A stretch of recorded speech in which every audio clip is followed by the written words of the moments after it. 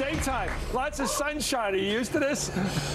You know, I've lived here for 27 years. I've never been here. Well, we're right near the Coliseum. Let me ask you about this story we're trying to get on top of tonight. This Republican, these gigantic Thanksgiving floats, these big names, you know, like Donald Trump, you know, right. and then he's gone. And then, well, Huckabee's not a big one, but Sarah Palin. Huckabee is a big one. Is he a big one? Absolutely. That's who the White House thought they were going to run against. That is the most talented politician in that party. Whenever I had him on our show, people would say to me the next day, you know, I didn't agree with anything he said, but I liked him. He was also someone who could unite what I call the indoor and outdoor wings of the party. Right. You know, without him, they don't have that. They're going to have to nominate some just empty suit like Pawlenty with a frothing loon like Michelle Bachmann, because that's what they need. That's the mix. Right. They will have to unite the party that way. They did that last time. It did well, didn't it? That's right. But how do you put together the opposition party, Republican Party, a regular political party to the right of the other party, with an absolute protest, screw you party? How do you put it together? You're talking about the Tea Party? Yeah. Oh. Well, I thought maybe you meant the Democrats. Well, you know, you don't is the issue there. I mean, the Republicans have done this now a couple of times. They did it with the Christian right, took over their party for a while. And then they have to sell out to them, and they wind up selling out to a degree where they lose elections.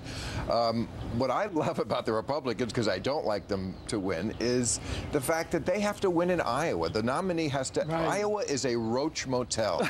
I keep saying that. Candidates crawl in, but they do not crawl out, because what you have to say to win over that crowd in Iowa, the Republican evangelical base in Iowa, it does not play in the general election.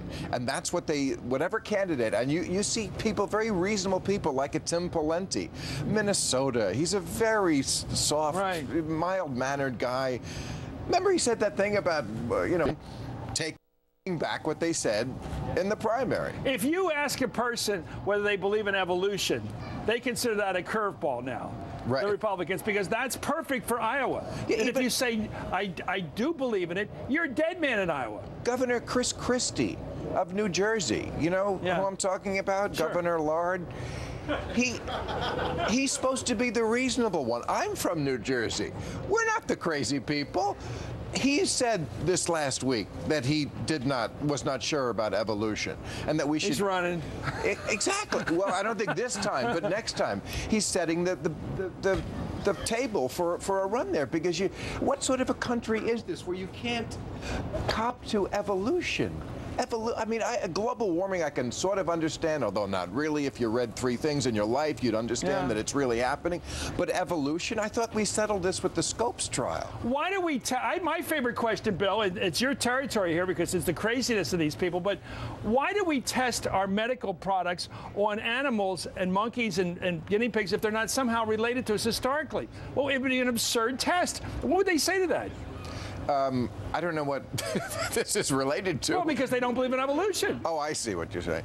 Well, you know, I'm a PETA board member, Chris. I don't believe in testing on animals. Okay, so you know, I love animals. I'm not that crazy about people. Okay, let's talk about this. Let's talk about well, then you're perfect to talk about these guys. Donald Trump quit. Why did he quit? Did you hear the reason? I couldn't get it. I think because he got a whiff of the grape shot, as Napoleon used to say. I had this bet with David Letterman a couple of weeks ago that he was serious, and David said, no, he's not really running, it's just a joke. I think he really was running because his ego, I think, needs the White House. That's the only thing that can accommodate it at this point. But once people started to fire back, the White House correspondent, I think that's what did it. He got it. He sort of started to understand that incoming.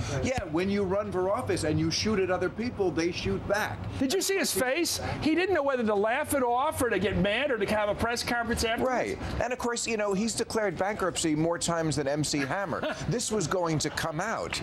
All the things were going to come out. We're going to come back right now. More with Bill Maher coming back from outside here in Los Angeles. More with him in a minute.